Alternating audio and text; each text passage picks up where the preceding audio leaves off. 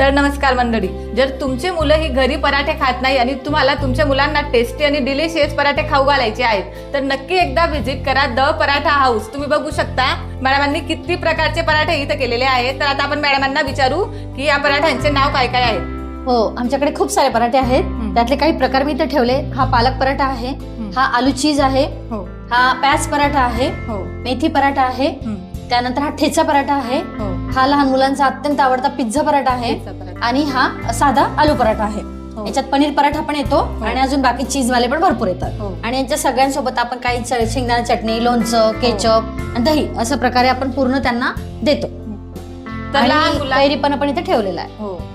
तर लहान मुलांना आवडतील असे ते टेस्टी पराठे आहेत। तर मुलं खूप आवडीने हे पराठे खातील आणि मॅडमांकडे खूप हायजेनिक आणि क्लिनिनेस स्वच्छतेचा विचार करूनच पराठे वगैरे केले जातात। तुम्ही पाहिलंच असेल। तर मग तुम्हालाही या पराठ्यांचा आस्वाद घ्यायचा आहे तर मग नक्की एकदा भेट द्या। यांचा पत्ता आहे स्वामी समर्थ केंद्रासमोर, यावल रोड, स्वामी समर्थ संकुल, साईबाबा हॉस्पिटलचा खाली, चोपडा।